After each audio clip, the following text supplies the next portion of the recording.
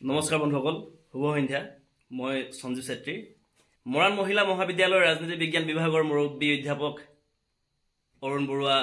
ছাৰৰ বাসগৃহত আজি আমি উপস্থিত আছো। মোৰ লগত যুৱ গল্পকাৰ গৌতম চেতিয়া ককাইদেউ আছে। নমস্কাৰ।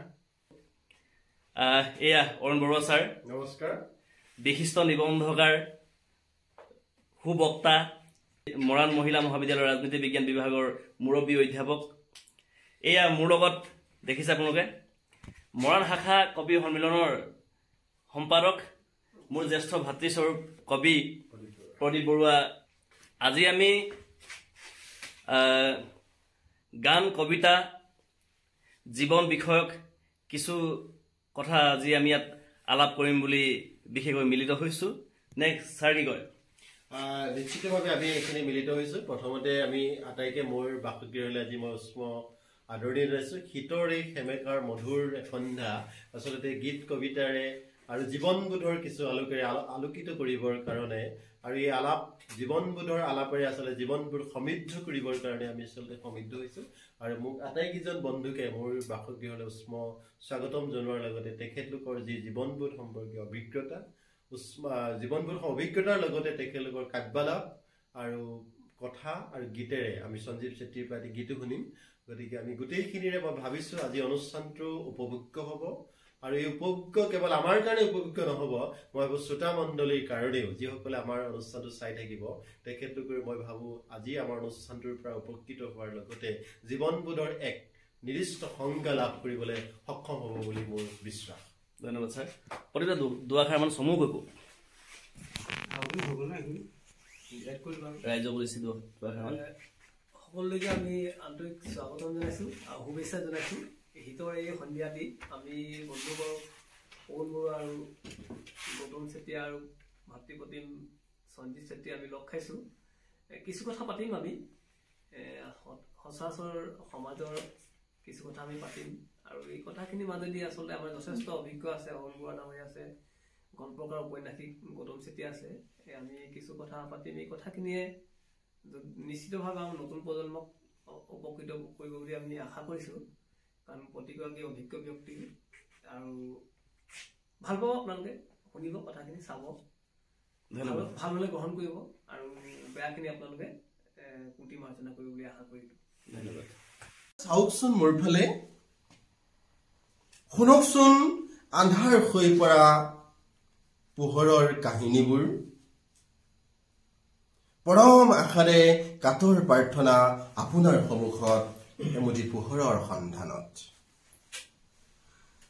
যোৱাবাৰৰ বানতেই সৰ্বচন্দ্ৰ হলো, মাটি ভেটি কেইডৰাও গল গৰা খহনীয়াত। উৰুষা চালিৰ তলতেই ৰাখিছো ৰুগীয়া আই পিতাই। যোৱা 3 দিনেই হ'ল জ্বলা নাই জুই আসনৰ তলত। উদং দুহাতেৰে কেনেকৈনো মুখ দেখুৱাগৈ তেওঁলোকক, অকলেই এৰি থৈ আই পিতাই যাওঁ বুলিও যাবও পৰা নাই কাম বিচাৰি আনলৈ। আৰু এটা কবিতা পঢ়িব বিচাৰিছো। যিহেতু আমি বিশ্বায়নৰ বুকুত আমি এতিয়া বিচৰণ কৰিছো। বিশ্বায়নে আমাৰ বহুত শৈশৱৰ স্মৃতিক বিশ্বায়নৰ বুকুত এতিয়া বিলীন হৈ গৈছে, তাৰ কিছু আভাস লৈ এটা কবিতা লিখিছিলো। বিশ্বায়নৰ বতাহে ঢুকি নোপোৱা মোৰ গাঁওখন, বিশ্বায়নৰ বতাহে মোৰ গাঁওখন ঢুকি নাপায়। বিশ্বায়নৰ বতাহে ঢুকি নোপোৱা মোৰ গাঁওখন আজিও ৰাতিপুৱাই এজাক চৰাই মাতত। বায়ন দাইটিৰ বৰগীতৰ সুৰত ঘৰমুৱা গৰুজাকে উৰুৱা ধূলিত জিলিকে গধূলিৰ হেতাৰত। বিশ্বায়নৰ বতাহে ঢুকি নোপোৱা মোৰ গাঁওখনত আজিও ৰাতিপুৱাই এজাক চৰাই মাতত। বায়ন দাইটিৰ বৰগীতৰ সুৰত ঘৰমুৱা গৰুজাকে উৰুৱা ধূলিত জিলিকে গধূলিৰ হেতাৰত। আঘোণৰ বতাহজাকত ভাহি আহে বিলাপ পয়াৰ, মোৰ গাঁৱৰ আপোন মানুহ জাকক যেনেকৈ এৰি গৈছিলো ঠিক তেনেকৈ আছে অন্তদিনে কাৰণ সিহঁতৰ পৃথিৱীখন যে তাতেই আৰম্ভ তাতেই শেষ নদীখনৰ বালিত এতিয়াও চাগে পৰি আছে মোৰ নাঙঠ শৈশৱ নদীখনৰ বালিত এতিয়াও চাগে পৰি আছে মোৰ নাঙঠ শৈশৱ আৰু যৌৱনৰ চিনাকি খোজবোৰ এদিন যদি উভতি আহো আথেবেদে বাট ভেটি সুধিবনে কুমলীয়ে অতদিন আছিলনো ক'ত ফাগুনৰ পচুৱাই বিচাৰে বাৰু মোৰ হেৰুৱা ঠিকনা নদীৰ ঘাটত মোৰ বাবে বাট চাইনে হেমেকা জোনাক নিশা এটাই নদীৰ ঘাটত মোৰ বাবে বাট চাইনে হেমেকা জোনাক নিশা এটাই ওলাইনে বাৰু নখোৱাৰ জোহালত মোৰ পুৰণা বতৰা পিছে তহঁতেতো নাজান বিশ্বায়নৰ অচিনাকি পৃথিৱীত হেৰুৱাই পেলালো মোৰ গাঁওখনৰ পুৰণি ঠিকনা ধন্যবাদ খুব সুন্দৰ ছাৰৰ পৰা আমি আৰু কবিতা শুনিম কিছু কথাও আমি ছাৰে ক'ব আপোনালোকক ছাৰে খুব ধুনীয়া কথা কয় এতিয়া আমি গৌতম চেতিয়া ককাইদেউৰ এটি কবিতা শুনিম ককাইদেউ আৰম্ভ কৰক নমস্কাৰ আচলতে আমিয়ে যদি মানুহৰ কথা সমাজৰ কথা বৰ্তমান সময়ৰ কথা যদি নাপাতো কোনে পাতিব তো আজি এটা খুব সুন্দৰ সন্ধিয়া আমি উপভোগ কৰিলো আচলতে মই গল্প লিখিবলৈ অভ্যাস কৰি আছো কিন্তু গল্পকাৰ বুলি ক'ব পৰাকৈ মই গল্প এতিয়ালৈকে হয়তো মই লিখিব পৰা নাই বুলি মই ভাবো আচলতে কবিতা নহয় এটা খুব সুন্দৰ সন্ধিয়া আছিল আজি ৰাতিপুৱা মই এটা এনেই যুদ্ধৰ বিষয়ত কথা কেইটামান লিখিছিলো কিন্তু আঙুলি ফুৰাবলৈ এতিয়াও বাকী আছে কিন্তু আমাৰ এই অনুৰাগ ককাইদেউ বা প্ৰদীপ বৰুৱা আমাৰ দাদা প্ৰদীপ বৰুৱাৰ দাঁত আছিলে আপোনাৰ চেত্ৰী ভাই আমি গোটেইকেইজন লগ লাগি সুন্দৰকৈ কিছুমান আলোচনা কৰিলোঁ জীৱন বিষয়ক তাৰপিছত সকলোৱে যেতিয়া পাঠ কৰিছে মই এই ধৰি লওক পাঠ কৰিবলৈ আগবাঢ়িছোঁ যদি কিবা আপোনালোকে শুনক তো কথাটো হ'ল যুদ্ধ বিষয়ক ৰাতিপুৱা মই পটককৈ মন গ'ল এই কথাকেইটা লিখি থলোঁ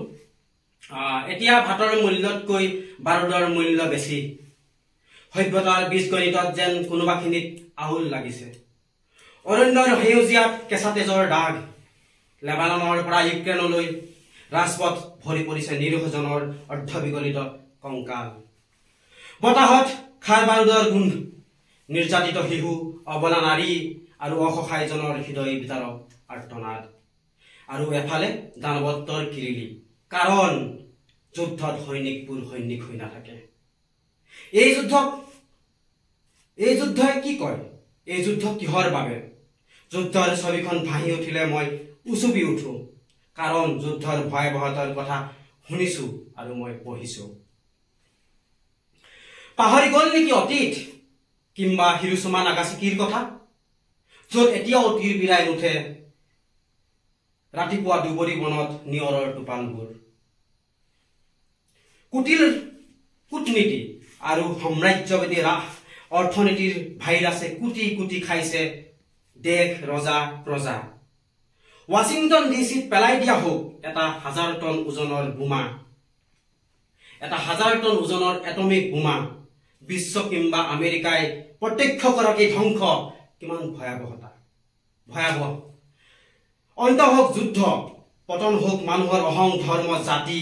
কিংবা ভৌগোলিক পৰিসীমা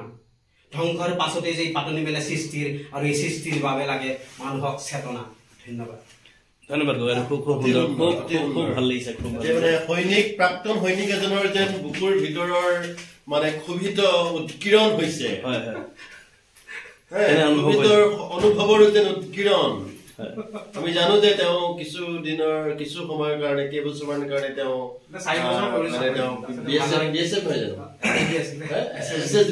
চাকৰি কৰিছিল গতিকে তাৰ যিখিনি অনুভৱ আৰু সেই অনুভৱৰ যেন মানে এক পূৰ্ণ প্ৰকাশ তেওঁৰ কবিতাৰ মাজেৰে প্ৰতিফলিত হৈছে গতিকে আমি আশা কৰিম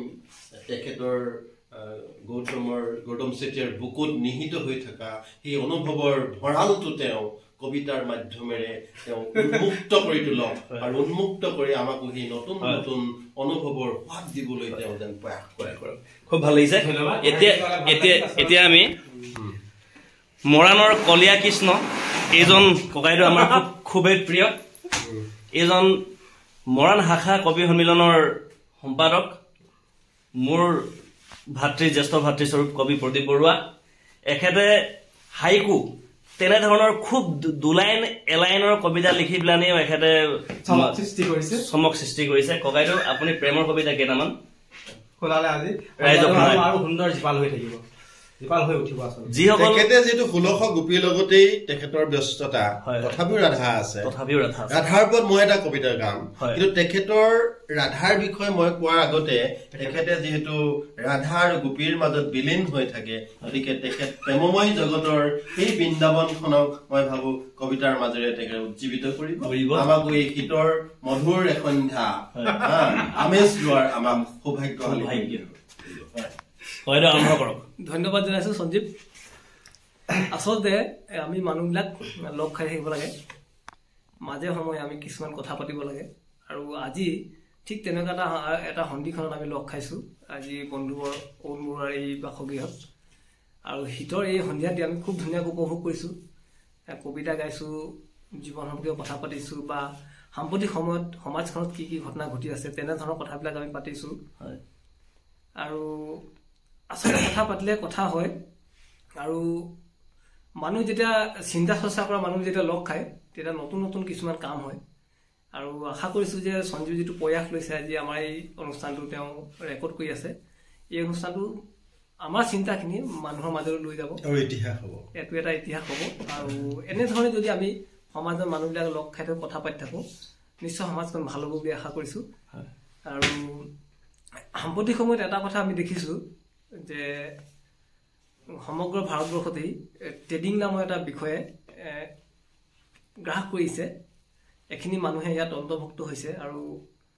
কিছুমানে জেললৈ যাবলগীয়া হৈছে তেনেকুৱা এটা বিষয়ে মই দুটামান কবিতা পাঠ কৰিম তাৰ পাছতে মই প্ৰেমৰ কবিতা পাঠ কৰিম বাৰু ঠিক আছে প্ৰথমে ট্ৰেডিং এক্ট আমি দুয়োৰে হাতত ধৰি একোৰে জুইৰ মাজেৰে আগবাঢ়ি গ'লোঁ আমি দুয়োৰে হাতত ধৰি একোৰে জুইৰ মাজেৰে আগবাঢ়ি গ'লোঁ বহু দূৰ চকু দুটা মুদি কোনেও নেদেখাকৈ নভবা নজনাকে দুয়ো পৰিলোঁ আৰু জাপ মাৰি দিলোঁ পানীত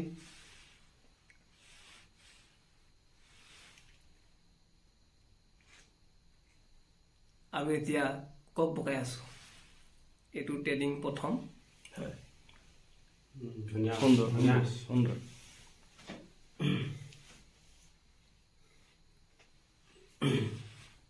ট্ৰেডিং আৰু এটা কবিতা আছে উঠা নমা কৰি থকা সূৰ্যমুখী পোহৰ পৃথিৱীৰ আঁকিব পাৰি ৰং ৰেখা সেউজীয়া বাট পোহৰ ৰেখাৰ চেপনৰ পৰা বচাটো টান সাৱধান খুজে প্ৰতি কাইট আৰু জুই সুন্দৰ ককাইদেউ এইখিনিতে প্ৰেমৰ কবিতাটা পঢ়িব আপোনাক অনুভৱখিনি খুব ধুনীয়াকৈ অনুভৱখিনি তেখেতে ব্যক্ত কৰি কবিতাৰ জৰিয়তে তো ট্ৰেডিং আচলতে তেনেকুৱাই আচলতে ট্ৰেডিং আচলতে নজনাকৈ বহুবোৰ মানুহ ট্ৰেডিঙত জঁপিয়াই পৰে ট্ৰেডিং আচলতে মানুহে যি বুলি ভাবে আচলতে তেনেকুৱা নহয় আচলতে ট্ৰেডিং মানে আচলতে শ্বেয়াৰ মাৰ্কেট আচলতে শ্বেয়াৰ মাৰ্কেটৰ বিষয়ে মানুহে নজনাকৈ যেতিয়া আচলতে মানুহে অপশ্যন এণ্ড ফিউচাৰত সোমাই পৰে আচলতে মানুহে এটা বৃহৎ লছৰ মানে কি সন্মুখীন হয় আচলতে পৰাপক্ষত মানুহে ফিউচাৰ এণ্ড অপশ্যনত আচলতে নজনাকৈ তাৰ পৰা আঁতৰি থকাটো ভাল বুলি মোৰ যিটো আচলতে এবছৰীয়া অভিজ্ঞতা মই অভিজ্ঞতাবিলাক মই আচলতে ৰাইজক এইখিনিয়ে ক'লোঁ ঠিক আছে ককাইদেউৰ খুব ভাল লগা কেইটামান কবিতা আছে মই বিশেষকৈ ভাল পাওঁ আম গছবোৰ একেটাই জীৱন একেখিনি কথা আৰু বুদ্ধক নজগাবা এই তিনিটা কবিতা মই পঢ়োঁ মাজে সময়ে খুব ভাল লগা যদি এই মুহূৰ্তত আপুনি পঢ়িব পাৰে খুব ভাল লাগিলেহেঁতেন আছে নেকি কেনেবাকৈ মোবাইলত এই গোটেইকেইটা কবিতা ইতিমধ্যে মোৰ প্ৰকাশিত বুদ্ধক নজগাবা যিখন কবিতা পুথি আছে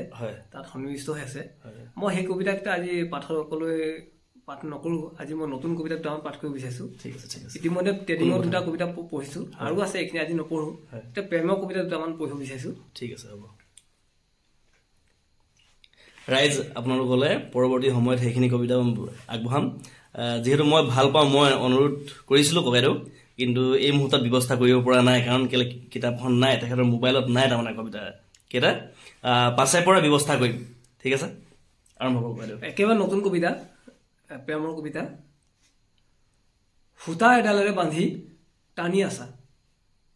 সূতা এডালেৰে বান্ধি টানি আছা পিছে পিছে গৈ আছো অৱশ হৈ মৰি আছো নে জি উঠিছো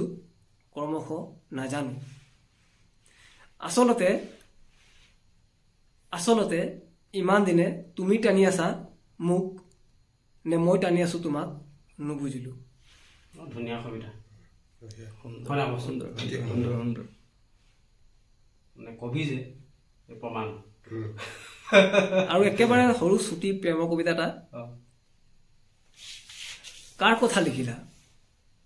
মইতো নাছিলো তেতিয়া ভাল লগা ককাইদেউ কথা এটা সুধিব খুজিছোঁ আপোনাক কওক এই যে কবিতা লিখে আপুনি কবিতা লিখা এই কাৰবাৰটো আপুনি কেনেকৈ আৰম্ভ কৰিলে আচলতে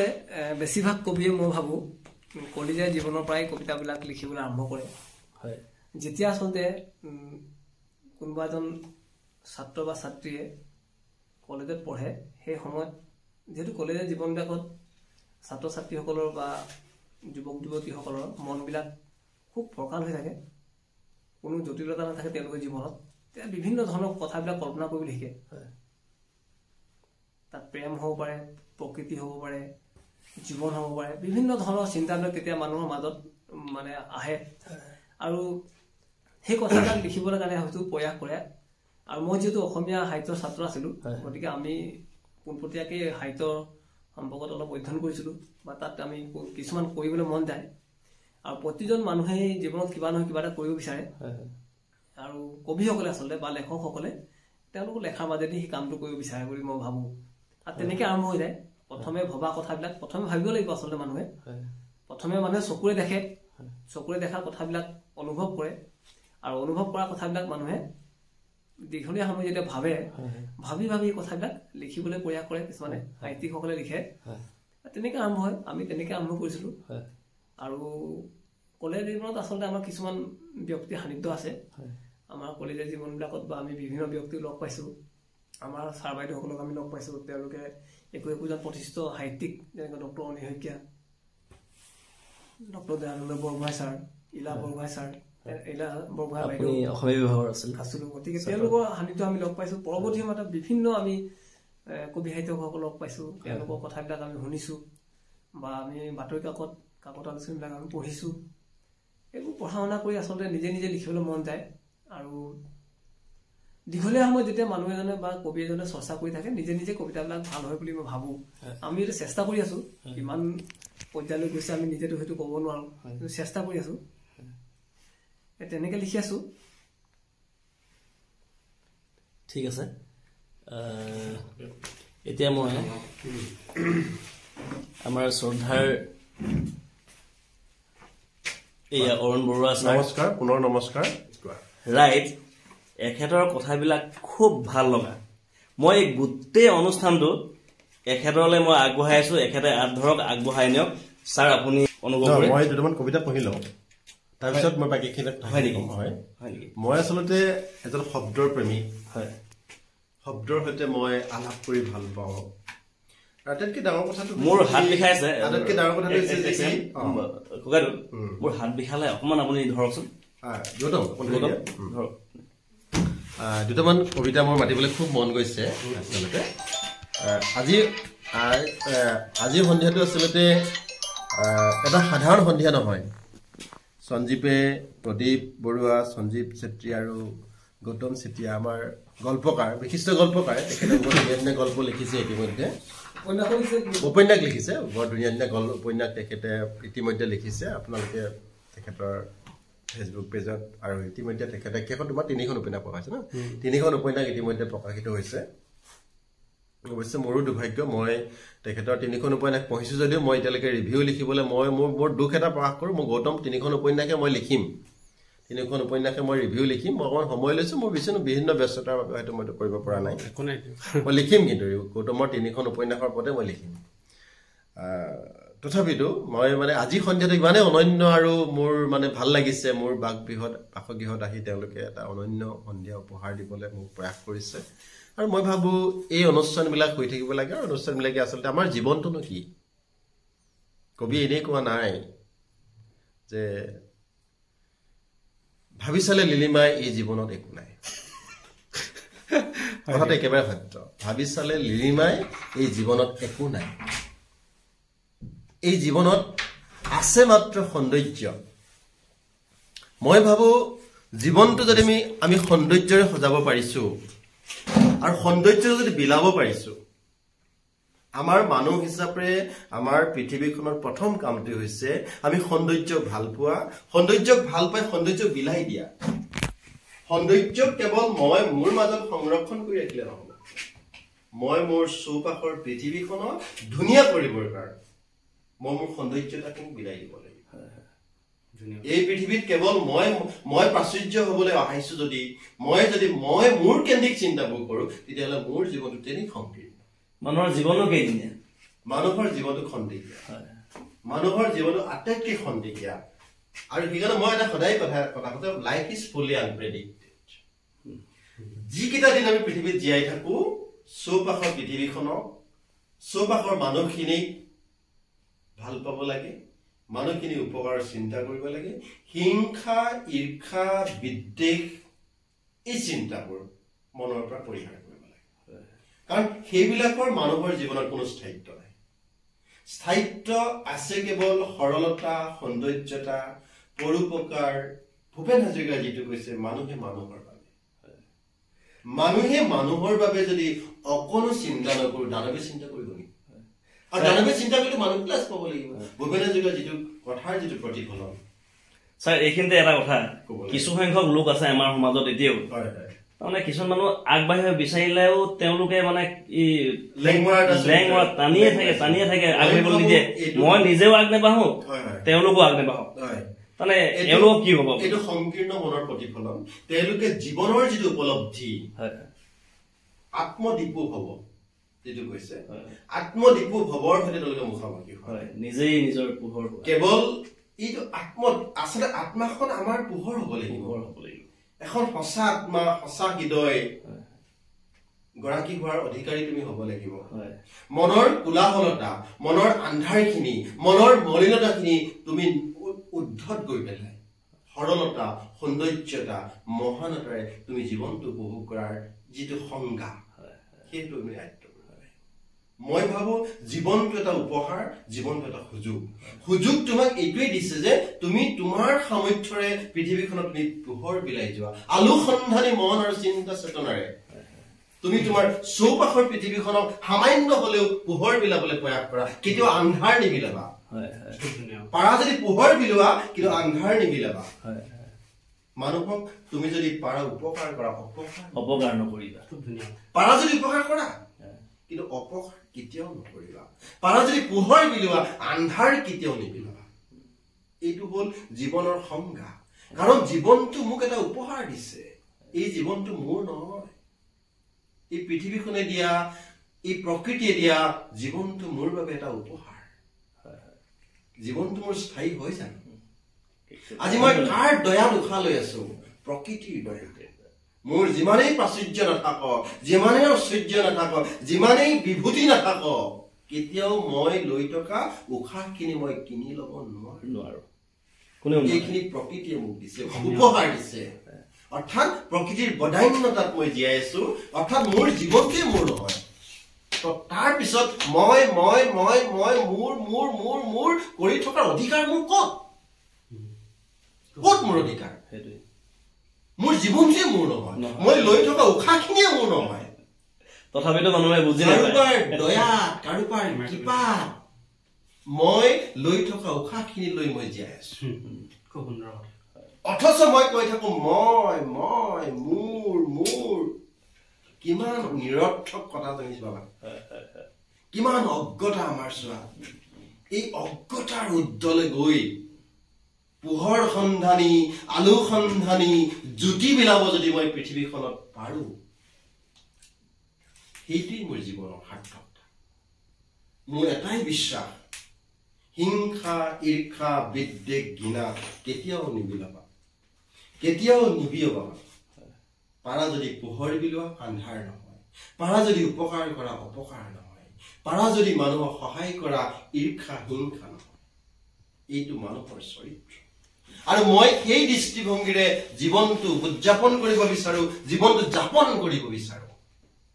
মোৰ বিশ্বাস এটাই পৃথিৱীত আজিলৈকে মোৰ বিশ্বাস মই কাকো অপকাৰ কৰা নাই কাকো অন্যায় কৰা নাই আন্ধাৰ বিলোৱা নাই ঘৃণা বিলোৱা নাই ঘৃণাৰ মুখামুখি হৈছো কিন্তু মই ঘৃণা বিলোৱা নাই এইটো হ'ল মোৰ জীৱনৰ লক্ষ্য খুব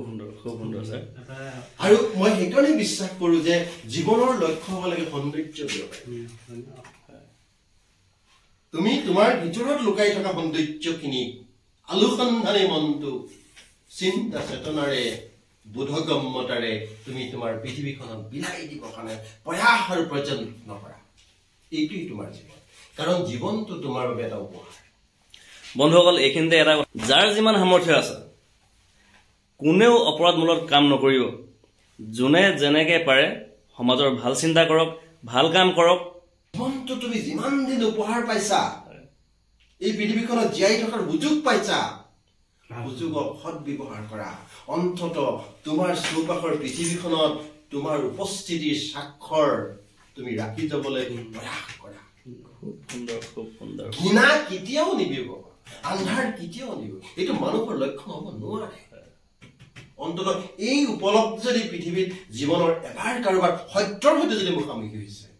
তুমি যদি তোমাৰ কাঠৰ চশমা পিন্ধি লৈছা এখন কালাৰ চশমা পিন্ধি যদি তুমি পৃথিৱীখন চাব খুজিছা নিশ্চিতভাৱে তুমি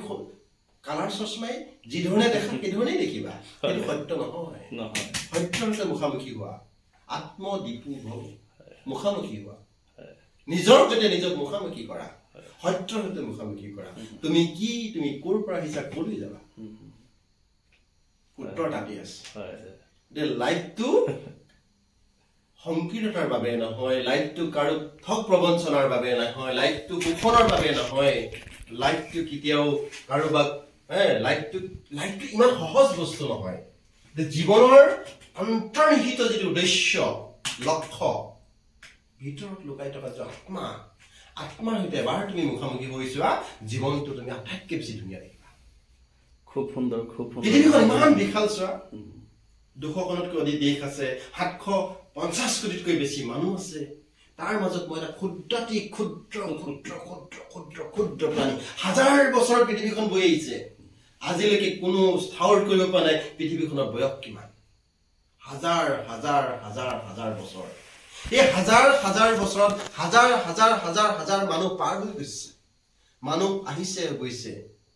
সামে সামে মানুহ আহিছে সামে সামে মানুহ পাৰ হৈ গৈছে তাৰ মাজত মই এটা জাষ্ট ক্ষুদ্ৰাতি ক্ষুদ্ৰ প্ৰাণী মোৰ জীৱনৰ কোনো নিশ্চয়তাও নাই গতিকে যিমান দিন এই পৃথিৱীখনত জীয়াই থকাৰ মই সুবিধা পাইছো অন্ততঃ মোৰ সীমাবদ্ধতাৰে মই পৃথিৱীখনত আলোসন্ধানী চিন্তা চেতনা এটা দি থৈ যাবৰ প্ৰয়াস কৰিব লাগে এইটোৱে মোৰ লক্ষ্য জীৱনৰ উদ্দেশ্য খুব সুন্দৰ এই ভাৱনাৰে যদি পৃথিৱীখন সঁচাকৈ উজ্জীৱিত হয় মই ভাবো পৃথিৱীখনত আন্ধাৰী নাথাকে কাৰো প্ৰতি আন্ধাৰী নাথাকে বিদেশী কোলাহল মনবোৰ যদি নোহোৱা কৰি দিব পাৰো কিমান ধুনীয়া বস্তু পৃথিৱীখন কিমান সৌন্দৰ্য পৃথিৱীখন কিমান উপভোগ্য খুব অন্তৰ্চোৱা কথা কৈছে স্যাৰ ঘৃণা অহংকাৰ মই এই ভাৱবোৰ যদি কালিলৈৰ পৰা নোহোৱা কৰি দিব এই পৃথিৱীখন তোমাৰ মোৰ বাবে কিমান আপোন আৰু উপভোগ্য হৈ যাব জ্যোতিৰ্ময় হৈ যাব হ'ব নাই কোৱা হয় নিশ্চয় স্যাৰ কিন্তু ইমানখিনি জনা শুনা পিছতো কিহৰ কাৰণে মানুহে তই মই এইটো লাগে সেইটো লাগে সংকীৰ্ণতা স্বাৰ্থপৰতা আৰু কোলাহলময় মনৰ কৰা মানুহৰ আচলতে ক'বলৈ গ'লে যিটো জীৱনবোধ থাকিব লাগে আচলতে জীৱন কি আচলতে জীৱনটো উপলব্ধিয়ে নকৰে আচলতে জীৱনৰ সংজ্ঞা নাজানে জীৱনৰ আচলতে সেইটো আপুনি কোৱাৰ দৰে মানুহে জীৱনৰ সংজ্ঞা নাজানে মানুহৰ অকল যিটো বিষয়িক মানে বৈষয়িক যিটো ধাৰণা আচলতে আজি কোনোবাই চাকৰি কৰিছে কোনোবাই অন্য ব্যৱসায়ৰ লগত বৃত্তিৰ লগত জড়িত মানুহে টকা ঘটিছে জাষ্ট ৰাতিপুৱা ওলাই গৈছে গধূলি সোমাইছে ভাতকেইটা খাইছে আজিতো মোবাইলৰ যুগ মোবাইল চাইছে 2 ঘণ্টা আৰামছে শুই গৈছে আকৌ উঠিছে মানে নৈত্যনৈমিত্তিক কোনো নতুনত নাই জীৱনত লাগে আনক দেখি তাৰমানে তেওঁৰ হৈছে মোৰ নাই তাৰমানে কম্পিটিশ্যন মানে কথাটো হ'ল লাগে মানুহক জীয়াই থাকিবলৈ যিকোন বস্তুৰ প্ৰয়োজন সেইকণ লাগে আচলতে কিন্তু তাৰ পিছত হিংসা বিদ্বেষ মানে জীৱনবোধটো আচলতে মানুহৰ খুব প্ৰয়োজন আচলতে জীৱনবোধ কি আচলতে জীৱন কি আচলতে জীৱনটো জনাৰ খুব প্ৰয়োজন আচলতে মই কি আচলতে মানুহে যদি নিজকে সোধে মই কোন আৰু মই কিহৰ বাবে আছো সেই কথাষাৰ যদি মানুহে নিজে উপলব্ধি কৰে হয়তো মানুহবোৰ এদিন নিজে ভাল হৈ যাব কিন্তু সেইটো সম্ভৱ নহয় আচলতে তাৰ বাবে আচলতে মানুহৰ জ্ঞানৰ প্ৰয়োজন মানুহৰ অন্বেষণৰ প্ৰয়োজন মানুহৰ সময়ৰ প্ৰয়োজন মানুহে যদি কোনো অধ্যয়ন নকৰে মানুহে কেনেকৈ জানিব মানুহে যদি নিজক প্ৰশ্ন নকৰে মই কোন মই যদি আজি কোনোবা মোক শ্বেয়াৰ কৰাই কোনোবা ভাল গাড়ী এখন লৈছে মই তাৰ পিছত দৌৰিছো আৰু মোক এনেকুৱা এখন গাড়ী লাগে কিন্তু সেই গাড়ীখন ল'বৰ কাৰণে মই কি কৰিছো মোৰ সেই সামৰ্থ্য আছে নাই আচলতে মই সুখী কেনেকৈ হৈছো সেই আচলতে কি হয় মানুহে নিজক পাহৰি গৈছে আচলতে সেই পাহৰি যাওঁতে কি হৈছে আজিকালি মানুহৰ সম্বন্ধবোৰ একেবাৰে পাতলীয়া হৈ গৈছে এই পাতলি হোৱাৰ কাৰণে মানুহৰ দিনক দিনে বিশৃংখলতাবোৰ বাঢ়ি গৈছে আৰু আজিকালি এনেকুৱা পৰিৱেশ হৈছে আপুনি ক'ব নাপায় আপুনি যদি আমি আগতে গাঁৱত যদি কোনোবা ডাঙৰ মানুহ এজনে কয় ভাই তুমি কি কৰিছা তই ঘৰলৈ যোৱা আমি তলমূৰ কৰি গুচি আহোঁ কিন্তু আজি যদি কোনোবাই কৈ চাই কাৰোবাৰ ল'ৰা এটা তই কি কৰিছ ইয়াত আপুনি লাজ পাব লাগিব এনেকুৱা এটা পৰিস্থিতি কিন্তু সময় হৈছে মানুহে বুজিবৰ হ'ল কিন্তু সমাজখন বৰ বেয়া দিশে গতি কৰিছে বন্ধুসকল খুব ধুনীয়া আলোচনা হৈ আছে এইখিনিতে বন্ধুসকল আপোনালোকে নিজৰ মন পৰিষ্কাৰ কৰক কেতিয়াবা টোপনি নাহে সঁচা কথা কৈছো মই এতিয়া কলম আচলতে কেতিয়াবা লিখো কেলে লিখো খুবত লিখো মই ডাঙৰ বিশেষ কোনো পদবীধাৰী মই মানুহে নহয় আচলতে ক'বলৈ গ'লে মই এটা আছে মই ডিগ্ৰী লৈ থৈছো কিন্তু তেনেকুৱা পদবীধাৰী মানুহ নহয় কিন্তু মোৰ আচলতে খুব আছে এই খুববোৰ কাৰণে কেতিয়াবা গল্প লিখিবলৈ চেষ্টা কৰো কিন্তু কেতিয়াবা প্ৰকাশ পায় নাপায় কিন্তু মানুহবোৰ দেখিলে মই আচলতে শংকা হয় আচলতে আমি কলৈ গৈ আছো আপুনি যদি সৰু ল'ৰা এটাক যদি ক'ব নোৱাৰে কথা এটা ভাই তই এইখিনি কেলৈ কৰিছ আৰু সেই মানুহটোৰ পৰা যদি আপুনি লজ্জা কৰিছো এতিয়া ইমান ডাঙৰ শিক্ষা অনুষ্ঠান হৈছে শিক্ষা অনুষ্ঠানত কি দিছে ক'বলৈ গ'লে ক'ব নাপায় মই আজি কথাষাৰ ওলাইছে কৈছো কিন্তু বৰ্তমান যিটো শিক্ষাৰ লগত জড়িত বহুবোৰ ব্যক্তি আচলতে জীৱন বোধেই নাই তুমি কথাষাৰ ওলোৱা নাই নাজানো শিক্ষকসকলে বেয়া পাব পাৰে কিন্তু শিক্ষকসকলৰ জীৱন বোধেই নাই এই বৰ্তমান এতিয়া মহানগৰ কি বুলি কয় গ্ৰন্থমেলা হৈ আছে যদি চাবলৈ যায় মহানগৰত কোনো হাজাৰজন শিক্ষক আছে এখন যদি কিতাপ বুটলি লৈছিলে এইটো সময়ত ক'বলৈ এখন কিতাপ বুটলা নাই এনেকুৱা অৱস্থা যদি কিতাপেই নোপোৱা মানুহৰ জ্ঞান কেনেকৈ হ'ব ভাষাটো কেনেকৈ জীয়াই থাকিব যদি ভাষা নাথাকে জাতি কেনেকৈ জীয়াই থাকিব খুব সুন্দৰ কথা কথাবোৰ তেনেকুৱা আচলতে খুব প্ৰয়োজন মানুহে জীৱন কি জনাটো খুব প্ৰয়োজন মই অনুভৱ কৰোঁ আচলতে কথাখিনি মই সেইকাৰণে ডাঙৰকৈ আচলতে আৱেগিক হৈ গ'লো কথাখিনি আচলতে জীৱনবোৰতো মানুহৰ খুব প্ৰয়োজন এজন যদি শিক্ষকে বিশেষকৈ মই যদি ক'বলৈ যাওঁ মোৰ দৃষ্টিৰে সমাজখন বেয়া হোৱাৰ মূল কাৰণ মাক দেউতাকে যদি ল'ৰা যদি প্ৰতিপালন কৰিব নাজানে নৈতিকতাৰ যদি প্ৰমূল্যবোধৰ জ্ঞান দিব নাজানে সেই মাক দেউতাকে মৰম কৰিলে সেই মৰম কিন্তু অনৰ্থক যায় আৰু মই দেখিছো আৰু যিবোৰ ল'ৰা মানুহে ইমান কুকুৰৰ দৰে চেলেকি গৰুৰ দৰে চেলেকি ৰঙা মাংস উলিয়ালে সেই ল'ৰাই কিন্তু পিছত মাক বাপেকৰ অনিহা কৰি বাইক এখনৰ কাৰণে আত্মহত্যা কৰিছে বা বাপেককে কুঠাৰ মাৰি থৈ গৈছে নৈতিক প্ৰমূল্যবোধ আৰু এনে এটা দিন আহিছে মানুহে কি হয় শিক্ষকক সন্মান কৰিবলৈ নাজানে আৰু ইয়াৰ মূলতে মই ভাবো মাক দেউতাক কেলে মাক দেউতাকে এনেকুৱা দিন আহিছে প্ৰাইভেট স্কুলত মই ফিজ দিছো শিক্ষকে কিয় ল'ৰা খুৱাব এইটো কেনেকুৱা কথা বহুবোৰ মই দেখিছো মই মোৰ ল'ৰাও মই প্ৰাইভেট স্কুলতে দিছো মই নকওঁ কিন্তু মই ভাল মই মানুহ কেইজনক লগ পালো কিন্তু পদূলি মুখত ভাল মানুহ তেওঁলোক মানে কি শিক্ষাৰ লগত জড়িত মানুহ তেওঁলোকে এদিন মই ক'লো শিক্ষকে তেওঁৰ ল'ৰাটো কিবা এটা কাৰণত অকণমান কোবালে শিক্ষকক কমপ্লেইন দিব লাগিছে আৰু এনেকুৱা এটা পৰিস্থিতি ল'ৰাৰ আগত যদি শিক্ষকৰ এগেইনষ্টত যদি গালি পাৰে মাক দেউতাকে সেই ল'ৰাই কি শিকিব মোৰ দৃষ্টিৰে এটা মানুহে কয় সমাজখন বেয়া হৈছে মূলতে মাক দেউতাকৰ কাৰণে বৰ্তমান সমাজখন বেয়া হৈছে যদি চাবলৈ যোৱা মাক দেউতাকে এই কথাষাৰ বুজাৰ খুব প্ৰয়োজন আছে আৰু সেই যদি বৰ্তমান সমাজত শিক্ষকক যদি মানুহে সন্মান কৰিব নাজানে সেই সমাজ কোন দিশে যাব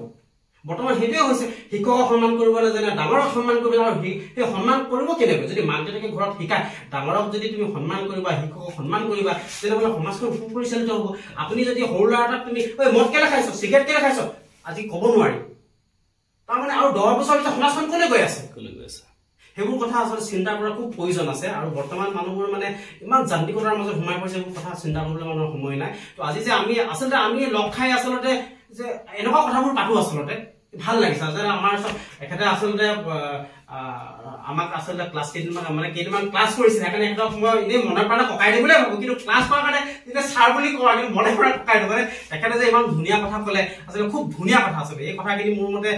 আমাৰ সঞ্জীৱ ভাই আছে কথাখিনি ছ'চিয়েল মিডিয়াত পঠাব আমি মানে মানুহ উপকৃত হ'ব মানুহে যেন কিবা এটা ভাবিবলৈ স্থল পাব মই আচলতে সেইখিনি কথা মই আজি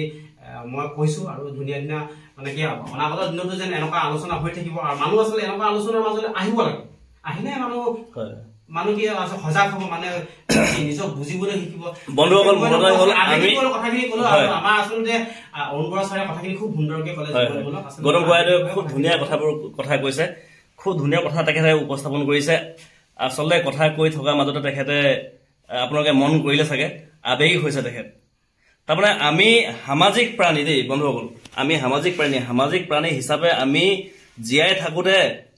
সবৰ লগত সমিল মিলে আমি ধুনীয়াকৈ জীৱন যাপন কৰিব লাগে কাৰো যাতে আমাৰ দ্বাৰা কাৰো যাতে ক্ষতি হ'ব নালাগে আমি সেইখিনি কথা মন কৰিব লাগে বন্ধুসকল এটা কথাই আছে জাষ্ট এক মিনিট মই ক'ব বিচাৰিছোঁ গৌতম সিঙে যিখিনি ক্ষোভত প্ৰকাশ কৰিছে এইখিনি সত্য কথাখিনি কৈছে এটা কথা তেখেতৰ বক্তব্যৰ পৰা মই এটা কথা বুজি উঠিছো যে আমি জীৱনবোধৰ পাঠ লোৱাৰ পৰা যেন বহুত দূৰ আঁতৰি গৈছো বস্তুবাদী চিন্তা চেতনাকে জীৱনৰ লক্ষ্য হিচাপে লৈছো কিন্তু কেতিয়াও জীৱনবোধ আৰু বস্তুবাদী চিন্তা একে হ'ব নোৱাৰে যি মানুহে জীৱনবোধৰ সৈতে মুখামুখি হোৱা নাই কেৱল বস্তুবাদী চিন্তা চেতনাৰ পাছত জীৱনটো দৌৰাই ৰাখিছে তেখেতে জীৱনবোধৰ সংজ্ঞাৰ পৰা হাজাৰ যোজন চিটিকি পৰিছে গতিকে আমাক জীৱিকা আৰু জীৱন এই দুটা ৰেলৰ চিৰিৰ দৰে যদিও একেলগ নহয় কিন্তু একেলগেই যাব লাগিব জীৱিকা আৰু জীৱন জীৱনক আঁতৰি যদি আমি অকল জীৱিকাক গুৰুত্ব দিওঁ সেই জীৱনবোধে কেতিয়াও লক্ষ্যত উপনীত হ'ব নোৱাৰে কাৰণ ৰেলৰ এটা চিৰি বাদ দি তুমি এটা চিৰিক কেতিয়াও ৰেলখন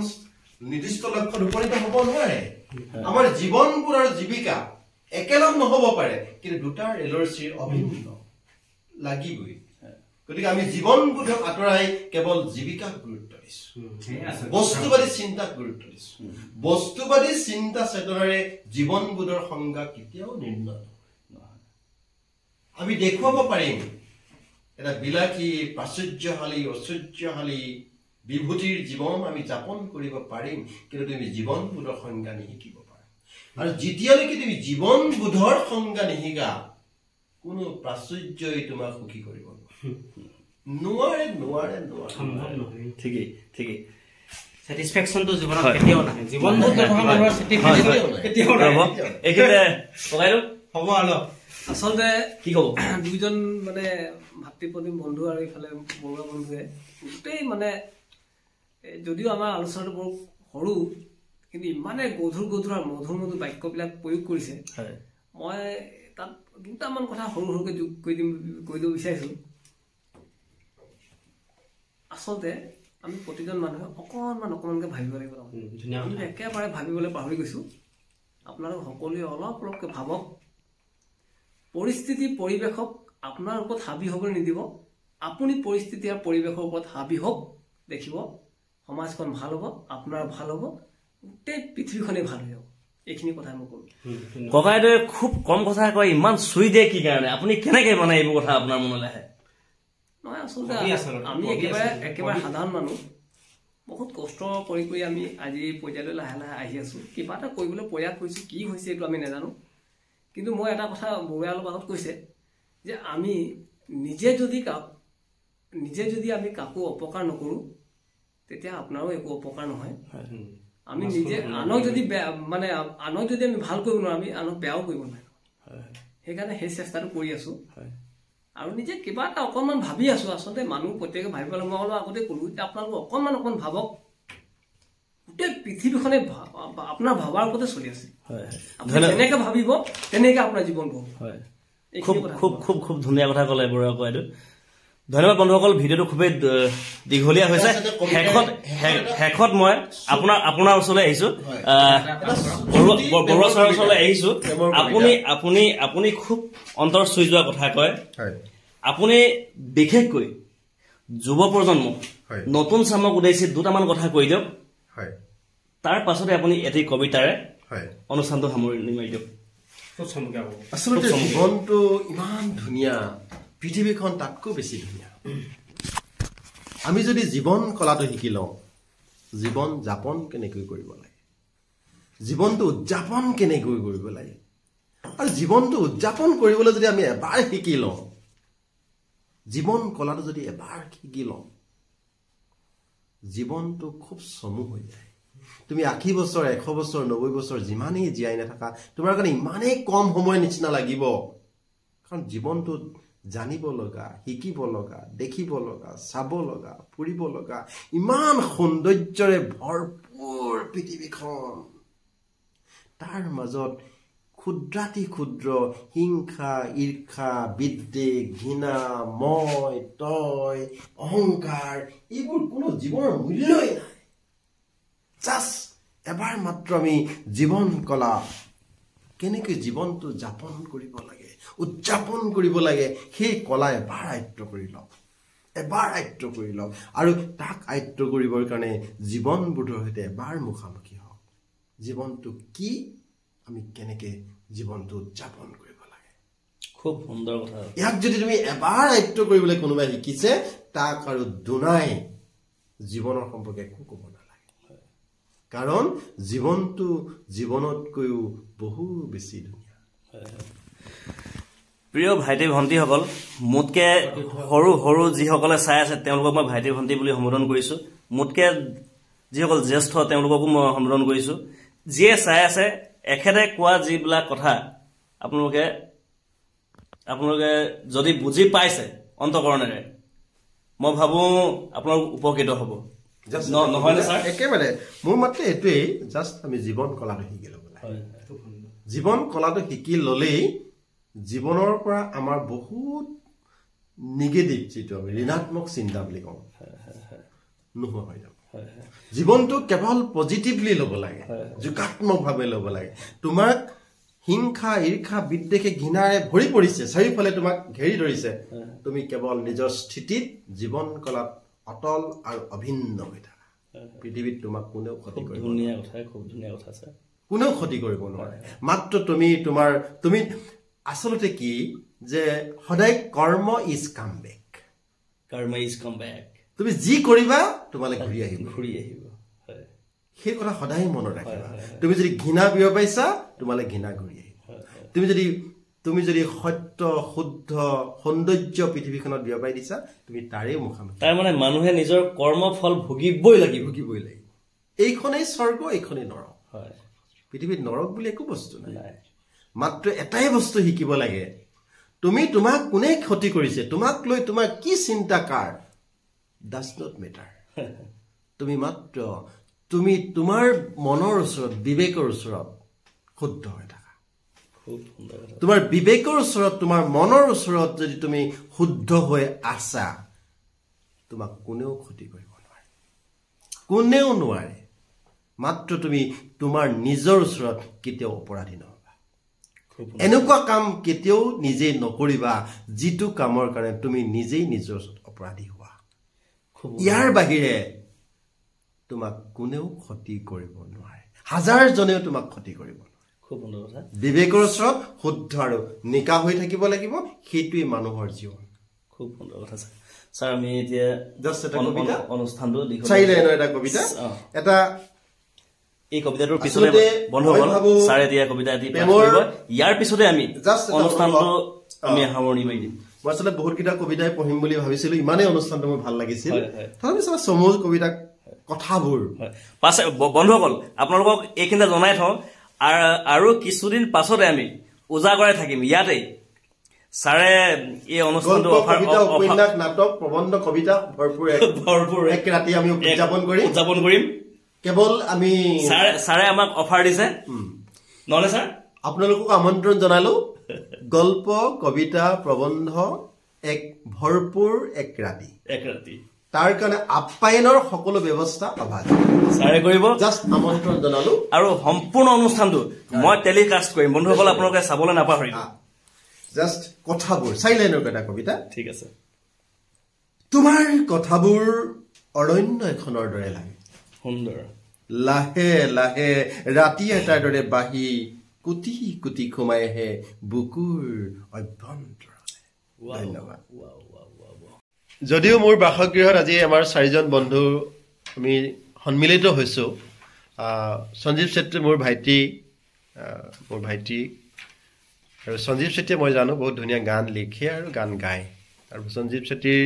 যিটো গীতৰ প্ৰথম উন্মোচনী অনুষ্ঠানত মই সঞ্জীৱ চেত্ৰীৰ মূৰৰ ওপৰত এটা আশীৰ্বাদ কৰিছিলোঁ যে মোৰ আশীৰ্বাদৰ হাতখন তোমাৰ ওপৰত সদায় আছে, ভৱিষ্যতেও থাকিব। তুমি যিটো অগ্ৰগতি যাত্ৰা সংগীত ক্ষেত্ৰখনত তাত তুমি কেৱল এক অপ্ৰতিৰোধ্য যাত্ৰী হ'বলৈ প্ৰয়াস কৰা আৰু কেৱল সত্যৰ সাধনাৰ জৰিয়তে তুমি তোমাৰ লক্ষ্যত উপনীত হ'বৰ কাৰণে প্ৰয়াস আৰু প্ৰযত্ন কৰা। মই ভাবোঁ আজি মোৰ বাসগৃহত তেখেতক পাই এটি গীত মই সঞ্জীৱ চেত্ৰীৰ পৰা আশা কৰিম। সঞ্জীৱ চেত্ৰীয়ে এটি গীত তুমি এটি গাব লাগিব। এইটো কেনেকৈ বেশ হয় দিব লাগে মোক। বন্ধুসকল নমস্কাৰ। মই কলেজত পঢ়ি থাকোঁতেই লিখা এটি গীত এই মুহূৰ্তত মোৰ মনত পৰিছে। নাজানো কেনেকুৱা হৈছে। মই সেই গীতটিকে মই নিজে লিখা নিজে সুৰ কৰা এটি গীত মই আপোনালোকক অকণমান শুনাব বিচাৰিছোঁ। আশা কৰোঁ আপোনালোকে ভাল পাব। ভাল পাব বুলি কৈছোঁ, যদিও আপোনালোকৰ মতামত থাকিলে আপোনালোকে জনাব, মই শুনাবলৈ চেষ্টা কৰিম।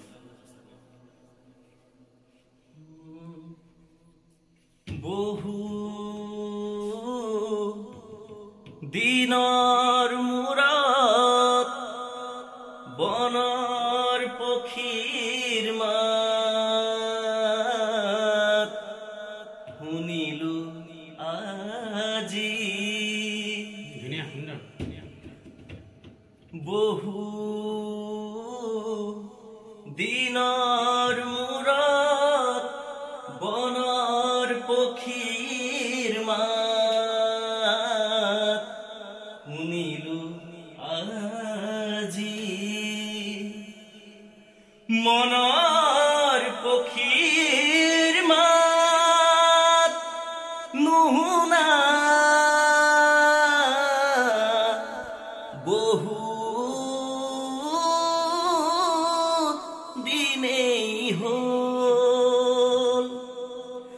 মনৰ কথাবোৰ মন বননিত মোৰ এনে পৰি ৰ'ল।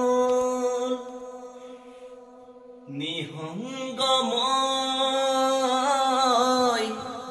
আশাৰ দলি সাজি,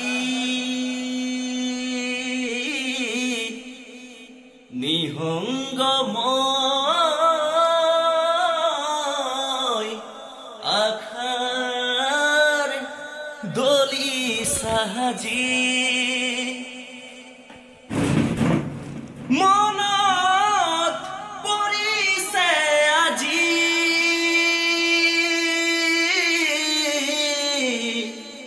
বাৰে বাৰে তোমালৈ বুকু নীৰৱে আজি বিষাদ নামিছে মোৰ। সন্ধিয়াৰ বতাহজাক উচুপি উঠিছে তোমাৰ বাতৰি হেনাই। তোমাৰ বাতৰি হেনাই। তোমাৰ বাতৰি হেনাই। তোমাৰ বাতৰি হেনাই। সুন্দৰ সুন্দৰ সুন্দৰ, খুব সুন্দৰ এটি গান। বাতৰি হেনাই তোমাৰ বাতৰি। Bye bye. ধন্যবাদ। ভাল লাগিল। আজি খুব এটা সুন্দৰ সন্ধিয়া আমি উপভোগ কৰিলোঁ। অনাগত দিনতো আমি এনেকৈ লগ পাই থকাৰ প্ৰতিশ্ৰুতিৰে, তো ভাল লাগিল। বাই বাই ৰাইজ। আপোনালোকে কেনে পালে জনাব, মতামত জনাব আপোনালোকে। ছাৰ আজিলৈ এৰিছোঁ। নমস্কাৰ। আপোনালোকে অনুষ্ঠানটো চাই কেনে পালে মন্তব্য দিবলৈ নাপাহৰিব। ধন্যবাদ।